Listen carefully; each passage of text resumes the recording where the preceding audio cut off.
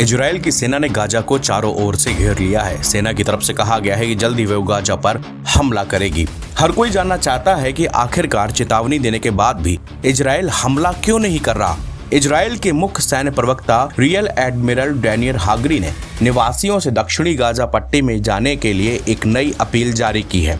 Israel के सामने एक बड़ी समस्या है और इसी वजह से देश गाजा पर हमला करने से हिचक रहा है। दरअसल मौसम ने इजरायली सेना को रोक कर रखा है। इजरायली सेना ने हमास पर गाजा के नागरिकों को मानव ढाल के तौर पर प्रयोग करने का आरोप लगाया है। इजराइल की सेना ने गाजा पट्टी को घेरा है। करीब 1 लाख सैनिक गाजा के बॉर्डर पर इकट्ठा है, लेकिन खराब मौसम की वजह से कोऑर्डिनेट अटैक करने की योजना में देरी होती जा रही है।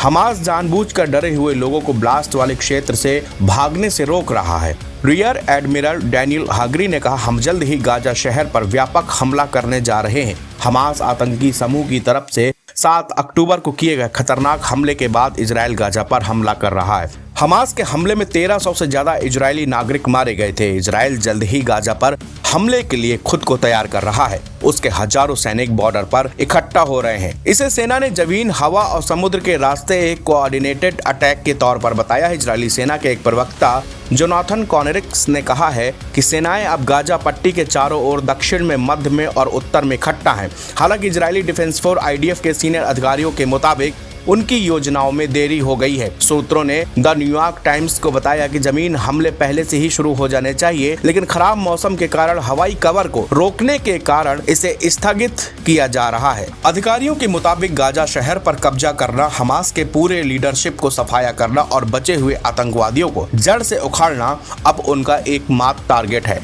इसके लिए संभावित तौर पर 18 महीने तक एक अभियान चलाया जाएगा। कहा जा रहा है कि साल 2006 में लेबनान में हमले के बाद से यह इजराइल का अब तक का सबसे बड़ा हमला होने वाला है। साल 2008 में गाजा पर हमले के बाद से जमीन पर कब्जा करने का उनका यह पहला प्रयास है। जोनाथन कॉनरिकस ने कहा कि हमास का इरादा गाजा के नागरिकों को मानव ढाल के तौर पर इस्तेमाल करने का है, इसलिए ही संगठन इन नागरिकों को जाने से रोक रहा है। इजराइल की मांग है कि फलस्तीन नागरिक उत्तर का इलाका छोड़ दे। इससे यह भी पता चलता है कि आखिर इजरायली सेना क्या करना चाहती है। दरअसल इजराइल सीधे हमास से लड़ने के मूड में है। इजराइल का लक्ष्य है कि जब लोग यहाँ न रहें या बिल्कुल ही कम रहें, उन्हें हमास के आतंकियों को खत्म करने में आसानी होगी और आम लोगों की जान भी नहीं जाएगी। हालांकि इजरायली सेना ने पहले ही गाजा पर बम बरसाए हैं, जिसमें 2000 से ज्यादा फलस्तीनियों की मौत हो चुकी है। जब सेना गाजा में घुसेगी तो और भी ज्यादा कत्लेआम मचेगा, जिसके कारण दुनिया में इजराइल का समर्थन कम